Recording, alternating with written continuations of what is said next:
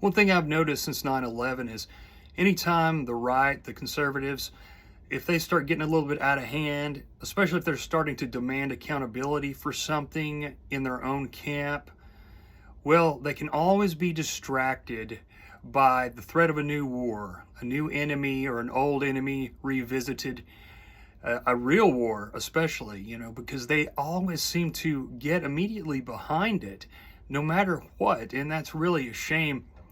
We had the Epstein files that just wouldn't go away, and we've had so many different things happen since they were pushing accountability on that. And now it's become a liberal thing to want accountability for the Epstein files. They switched that completely around, and somehow people put up with it because they love Trump so much. But back to the wars, they know they can always wrangle the base back in, and they'll get fully behind these endeavors.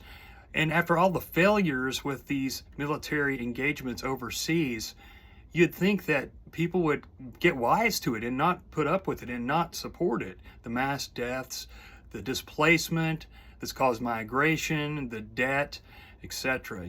How could they believe that our government is good at these things or really even wants to fix these situations, the spreading liberal democracy overseas?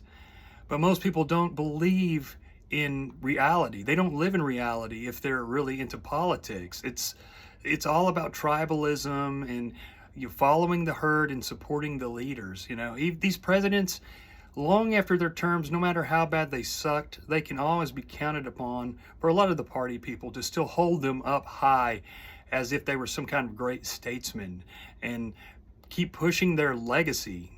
It's really disgusting, but it's just part of our culture. I don't understand it, but Goring said once that it's easy to make men fight. You just tell them that they are under attack and call the peacemakers cowards. Peacemakers, anybody that's up for peace and is anti-war, will be destroyed in our culture. It's really horrible, but it's the way it is. They may call them terrorist sympathizers, anti-Semites, or all kinds of other things.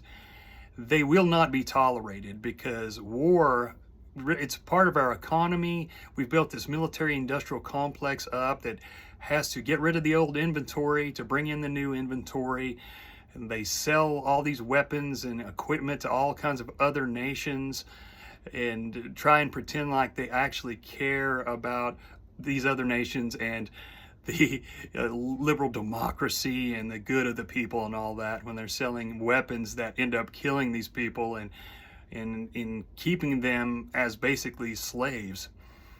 I don't know. I mean, conservatives have been mentally conditioned by their own media to think the suggestion of accountability amongst their own group is a policy of Democrats. It's a scenario where they've become their own worst enemies and don't even realize it.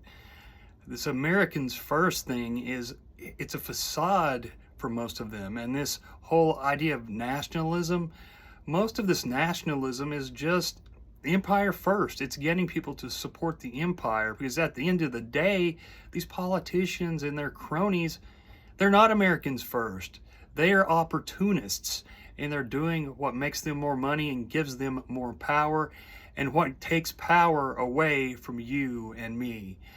Anyway, cheers and blessings, guys. And remember, their order is not our order. See ya.